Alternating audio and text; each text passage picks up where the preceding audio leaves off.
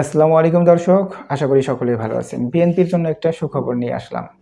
সেটা হচ্ছে শীঘ্রই দেশে ফিরছেন তারেক রহমান, বলেছেন লুৎফুজ্জামান বাবর।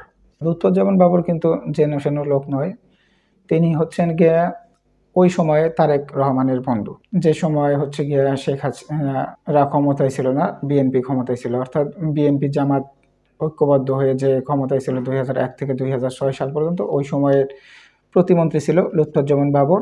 10 ট্রাক মামলায়, মিথ্যা মামলায় তাকে ফাঁসানো হয়েছে, এটা আপনারা ইতিপূর্বে জেনেছেন। দর্শক চলুন লুৎফুজ্জামান বাবুর তারেক রহমানের ফিরার বিষয়ে বিস্তারিত কি বলেছে জেনে নেই।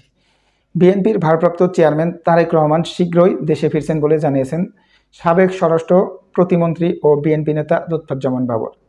তিনি বলেন, তারেক রহমান শীঘ্রই ফিরবেন, তার ফেরার ব্যাপারে আলোচনা হয়েছে। রবিবার 14 সেপ্টেম্বর স্বরাষ্ট্র উপদেষ্টা লেফটেন্যান্ট অবসরপ্রাপ্ত জাহাঙ্গীর আলম চৌধুরীর সঙ্গে 2 ঘন্টা বৈঠক শেষে তিনি এই কথা জানান। অর্থাৎ তিনি যে স্বরাষ্ট্র উপদেষ্টার সাথে দেখা করেছিলেন, তাদের দীর্ঘ 2 ঘন্টা বৈঠকের পরে তিনি এই কথা বলেছেন যে তারেক রহমান শীঘ্রই দেশে ফিরছেন। লুৎফুজ্জামান বাবর বলেন, পার্শ্ববর্তী দেশে পতিত সরকার একটি বিশেষ শিল্পগোষ্ঠীর সঙ্গে বৈঠক করেছে, সেটি আপনারা পত্রিকায় দেখেছেন। এসালাম গ্রুপের সঙ্গে বৈঠকে উদ্দেশ্য ছিল বাংলাদেশের নির্বাচন বানচাল করা এবং নির্বাচনের সহিংসতা সৃষ্টি করা। এটি একটি উদ্বেগের বিষয়, আমরা এই বিষয় নিয়ে আলোচনা করেছি।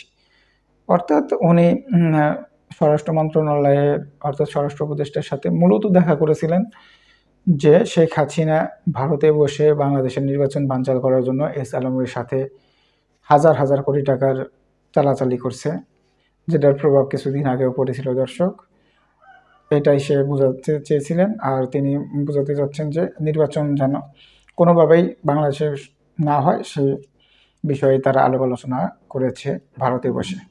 এছাড়া অবৈধ অস্ত্র ও লুট হওয়া অস্ত্র এখনও উদ্ধার হয়নি, সে বিষয়ে আলোচনা হয়েছে। তিনি বলেন, দিল্লিতে শেখ হাসিনার সঙ্গে এস আলমের কর্ণধারের বৈঠকে নির্বাচন বানচালের ষড়যন্ত্র হিসাবে দেখা হচ্ছে, এটা সহ উদ্বেগজনক কিছু বিষয়ে আলোচনা হয়েছে।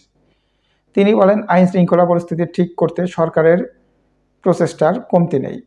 অর্থাৎ সাবেক স্বরাষ্ট্র প্রতিমন্ত্রী লুৎফুজ্জামান বাবরও সরকারের প্রশংসা করে বলেন যে আইন শৃঙ্খলা পরিস্থিতি ঠিক করতে সরকারের প্রচেষ্টার কমতি নেই।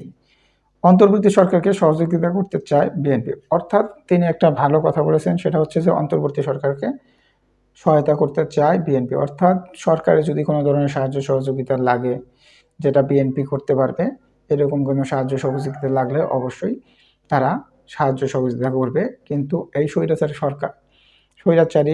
শেখ হাসিনা সরকার যাতে ভারতে বসে বাংলাদেশের বিরুদ্ধে কোনো কুচক্র বা বাংলাদেশকে ধ্বংসের জন্য কোনো কাজ না করতে পারে, সেই বিষয়ে সকলকে সতর্ক থাকতে হবে, এটাই তিনি বুঝেছেন। দর্শক লুৎফুজ্জামান বাবরের কথার গুরুত্ব আমি যে কোনো মানুষের কথার থেকে একটু বেশি দিয়ে থাকি, কারণ সে উল্টাপাল্টা কথা কখনো বলে না।